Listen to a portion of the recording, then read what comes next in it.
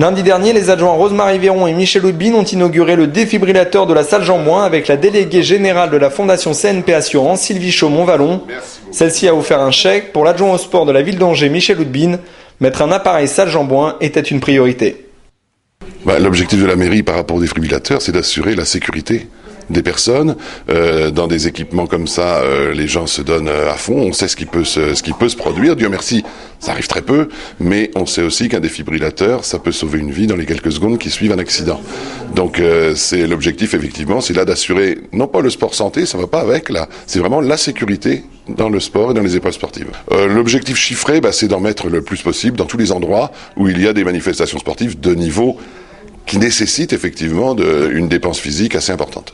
Oui, toutes les salles de sport. Là, on en a mis dans les plus grands parcs de sport, la Baumette, le lac de Maine, la Roseraie, ici bien sûr à Jean-Bouin, à Villoutray.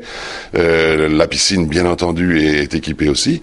Mais puis il y aura d'autres endroits qui vont être équipés au fur et à mesure qu'on pourra monter les budgets pour pouvoir acheter tout cela. Utiliser l'appareil est simple. Pour mieux comprendre le défibrillateur, direction Sébastien Godard, animateur santé publique. Chargé entre autres de faciliter l'implantation des défibrillateurs et de former les angevins et les professionnels à son utilisation. Donc le défibrillateur en général se présente dans une boîte comme celle que vous pouvez apercevoir à côté. Quand on identifie une victime qui pourrait avoir besoin du défibrillateur, on va le chercher, on l'ouvre, à l'intérieur on trouve plusieurs éléments, dont les électrodes, et puis le bouton qui permet de le mettre en route. Il suffit d'appuyer sur ce bouton vert, l'appareil parle, il va nous expliquer la démarche.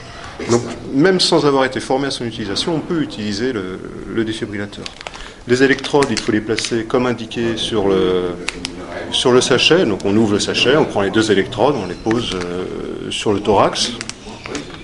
Et puis l'appareil va faire ses propres analyses et va nous indiquer les gestes que nous devons faire. En fonction de ces analyses, l'appareil va décider s'il y a lieu de délivrer un choc électrique ou pas.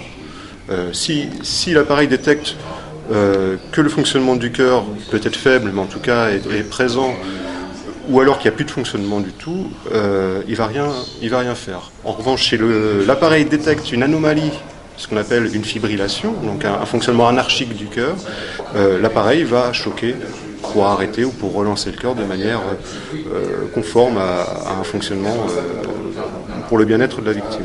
Si vous le souhaitez, la direction santé publique organise une formation d'1 heure.